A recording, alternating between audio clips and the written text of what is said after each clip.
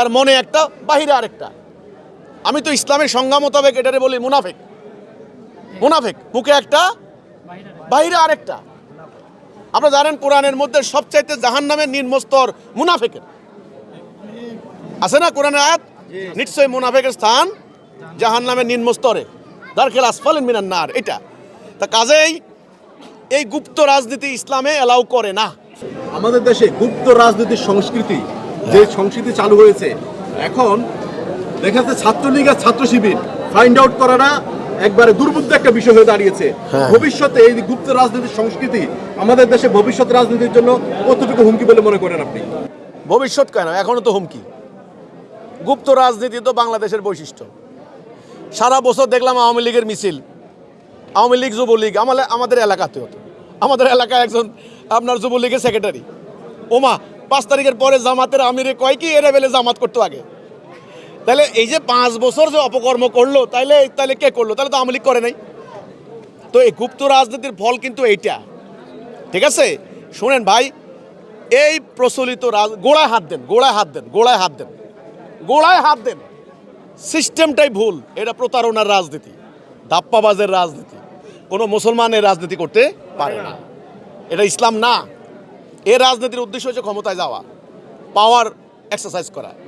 এখানে কখনো সুপ্ত, কখনো গুপ্ত, কখনো প্রকাশ্য, কখনো অপ্রকাশ্য, কখনো এই দল, সকালে এই দল, পরের দিন আরেক দল, পোলারে বিয়া দিবেন, মাইয়ারে বিয়া করাইবেন, বিয়া দিবেন, এগুলি চলে।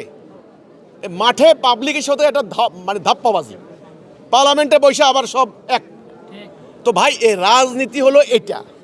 এখানে এই গুপ্ত দেখবেন, আজকে আওয়ামী লীগ গুপ্ত, দেখবেন হাজার হাজার বিশ্ববিদ্যালয় স্টুডেন্ট আসলে ছাত্রলীগ করে, এখন তারা গুপ্ত, এখন তারা বিএনপি করে, জামাত করে, এনসিপি করে, কিন্তু ছাত্রলীগ।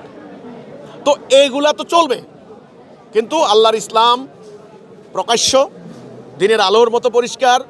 নবী করিম সাল্লাল্লাহু আলাইহি সাল্লাম দিনের আলোয় যুদ্ধ করেছেন, দিনের দাওয়াত দিয়েছেন, ইসলাম কায়েম করেছেন। এর বাহিরে আমি কোনো কথা বলতে পারি না। ধাপ্পাবাজের রাজনীতি এটাই হবে। হলে, বিশ্ববিদ্যালয় হলে সিট পায় না, তো বলে আমি ছাত্রলীগ। তারে কমিটিতে জায়গা দিয়ে দেয়, ভালো বলতে পারে, তারে সেক্রেটারি বানাই দেয়। আসলে সে ভিতরে গুপ্ত, তার মনে একটা, বাহিরে আরেকটা। আমি তো ইসলামের সংজ্ঞা মোতাবেক এটারে বলি মুনাফিক।